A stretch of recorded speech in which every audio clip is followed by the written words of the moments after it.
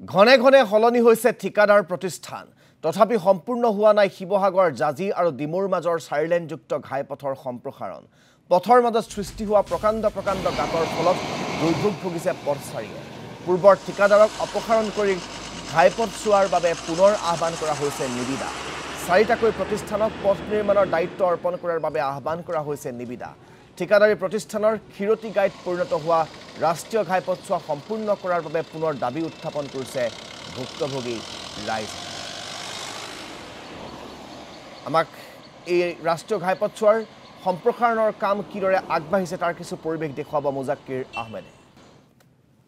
মই মুহূৰ্তত উপস্থিত আছোঁ শিৱসাগৰ হাতচিনা ৰাষ্ট্ৰীয় ঘাইপথত এই যি চাৰিলাইনযুক্ত ৰাষ্ট্ৰীয় ঘাইপথ সম্প্ৰসাৰণৰ নামত যিদৰে আচলতে 2014 চনৰ পৰা প্ৰায় 10টা বছৰে যি কেলেংকাৰী সংঘটিত হৈছে তাৰ এক প্ৰতিচ্ছবি দেখাবলৈ এই মুহূৰ্তত অনুজনে মই পোনপ্ৰথমে পথছোৱাৰ পৰিৱেশটো দেখাম এইটোৱে হৈছে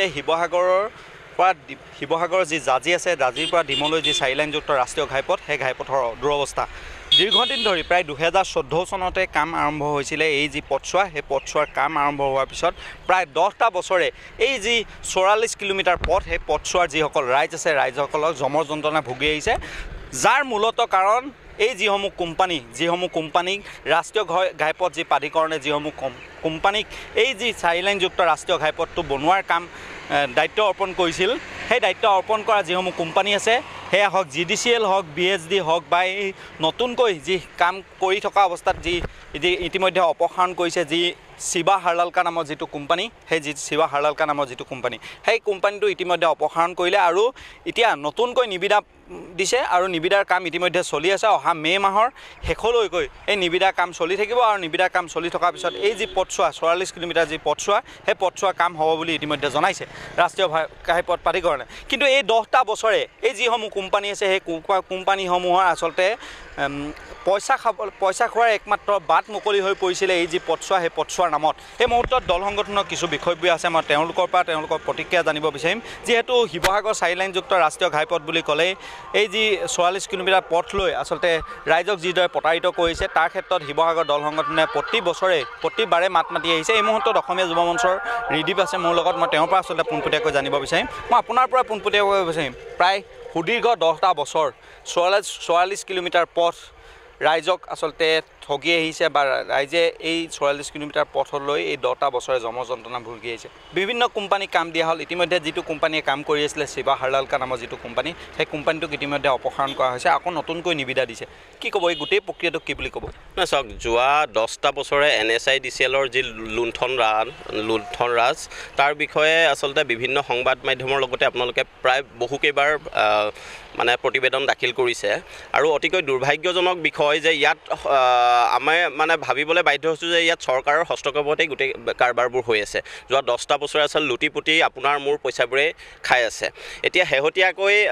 আগৰ যিটো কোম্পানী আছিলে কোম্পানীক অপসাৰণ কৰি নতুনকৈ 4টা কোম্পানীক নতুনকৈ নিবিদা দিয়াৰ কথা আমি খবৰ পাইছোঁ যিটো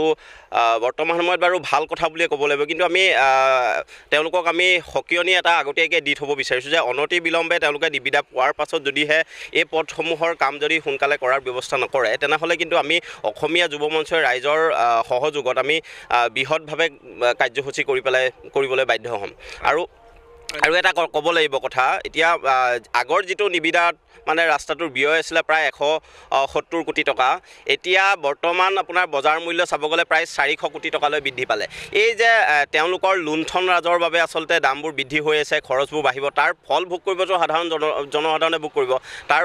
ভোগ আপোনাৰ মোৰ দৰে মানুহে কৰিবলগীয়া হৈছে গতিকে এই কাম কাজবোৰ যাতে অনতি বিলম্বে বন্ধ হয় সোনকালে ৰাষ্ট্ৰীয় ঘাইপথৰ যিবোৰ কাম আছে কামবোৰ কৰি পেলাই শেষ কৰাৰ ব্যৱস্থা গ্ৰহণ কৰিব লাগে নিশ্চয় মই আপোনাৰ পৰা এটা কথা জানিব বিচাৰিম শিৱসাগৰৰ পৰা জাজিলৈ যোৱা পথছোৱাত কিছু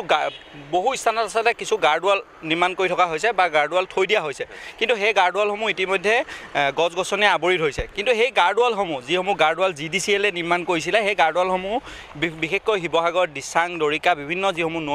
দলং আছে সেই দলংসমূহত তেওঁলোকক ৰাখিব দিয়া হৈছিলে গাৰ্ডৱালসমূহ কিন্তু এই গাৰ্ডৱালসমূহ যেতিয়া দিল্লীলৈ টেষ্টিঙৰ বাবে পঠিওৱা হৈছিলে এই গাৰ্ডৱালসমূহ সম্পূৰ্ণ নিম্নমান বুলি উল্লেখ কৰিছে আচলতে এই কোটি টকা যিসমূহ গাৰ্ডৱাল নিৰ্মাণ কৰাৰ মত যিসমূহ কোটি টকা সেয়া আচলতে এক প্ৰকাৰে বেলেগ এটা লুণ্ঠন চলোৱা পৰিলক্ষিত হৈছে কি ক'ব এই মুহূৰ্তত না এয়া চাওক এই চূড়ান্ত নিদৰ্শন আচলতে এই লুণ্ঠন ৰাজ যে হৈছে এয়া চূড়ান্ত নিদৰ্শন গতিকে আমি অসম চৰকাৰৰ লগতে ভাৰত চৰকাৰলৈ এটা দাবী জনাব বিচাৰিছোঁ এই যি লুণ্ঠন ৰাজ হৈ গ'ল এই গাৰ্ডৱালৰ নামত কোটি কোটি টকা খালে তাৰ এটা উচ্চ পৰ্যায়ৰ তদন্ত হ'ব লাগে আৰু তদন্ত কৰি যিসকল ব্যক্তি এই কাৰবাৰটোৰ লগত জড়িত আছে তেওঁলোকক শাস্তিমূলকভাৱে ব্যৱস্থা গ্ৰহণ কৰিব লাগে তেওঁলোকৰ ওপৰত নিশ্চয়কৈ আচলতে এই যি পথছোৱা 44 কিলোমিটাৰ যি পথ ডিমৰ পৰা জাজিলৈ যি 44 কিলোমিটাৰ পথ আৰু এটা কথা উল্লেখ কৰি থ'লে ভাল হ'ব 127 কোটি টকা ব্যয় সাপেক্ষে এই যি পথছোৱা কাম হৈছিলে কিন্তু এই কাম কাজসমূহ হোৱাৰ পিছত যেতিয়া 370 কোটি টকালৈ যি বৃদ্ধি পালে সেই বৃদ্ধি পোৱাৰ যদি এইসমূহ কথা বতৰাবোৰ বৃদ্ধি পায় তেতিয়াহ'লে সেই কথাখিনিলৈ চাব গ'লে এটা কথা উল্লেখ কৰা ভাল হ'ব যে এই যি পথছোৱাৰ কাম চোৱা যি 127 কোটিৰ পৰা 370 কোটিলৈ বৃদ্ধি পালে সেই কথা বতৰাখিনিত যিহেকৈ যি অঞ্চলটোত আচলতে এই 44 কিলোমিটাৰ পথছোৱাত আচলতে যদি প্ৰাকৃতিক কিবা দুৰ্যোগ আহে বা বানপানী আহে এনেকুৱা ধৰণৰ ক্ষেত্ৰত আচলতে যিসমূহ বজাৰ মূল্য ধন্যবাদ জ্ঞাপন কৰিছোঁ এয়া আপোনালোকে দেখিবলৈ পাইছে সেই দৃশ্যাংশ এইদৰে এতিয়া এই পথছোৱাৰ নিৰ্মাণ কাৰ্য সম্পূৰ্ণ নোহোৱাৰ বাবে ধূলিময় হৈ পৰিছে সমগ্ৰ পৰিৱেশটো এয়া আপোনালোকে দেখিবলৈ পাইছে যান বাহন চলাচল কৰিব নোৱাৰা এটা অৱস্থাৰ সৃষ্টি হৈছে সেই 4 লেনযুক্ত ঘাইপথটোৰ কাম সম্পূৰ্ণ নোহোৱাৰ বাবে ঠিকাদাৰী প্ৰতিষ্ঠান সলনি হৈছে কিন্তু প্ৰতিটো ঠিকাদাৰী প্ৰতিষ্ঠানে এই লেহেমীয়া গতিৰে কাম কৰিছে যাৰ ফলত এতিয়া উজনি অসমৰ ৰাষ্ট্ৰীয় ঘাইপথৰ অৱস্থা তিনেই তথৈবচ হৈ পৰা পৰিলক্ষিত হৈছে আপোনালোকে দেখিবলৈ পাইছে সেই বেয়া পথেৰে প্ৰকাণ্ড ট্ৰাক ডাম্পাৰসমূহ চলাচল কৰাৰ ফলত এই পথসমূহ আৰু অধিক বেয়াৰ দিশে ঢাল খাইছে এয়া দেখিবলৈ পাইছে পথৰ ওপৰত প্ৰকাণ্ড গাঁত পথৰ ওপৰত এক প্ৰকাৰ পথাৰ সদৃশ বৰষুণ দিলে অৱস্থাৰ সৃষ্টি হয় গতিকে সেই পথেৰে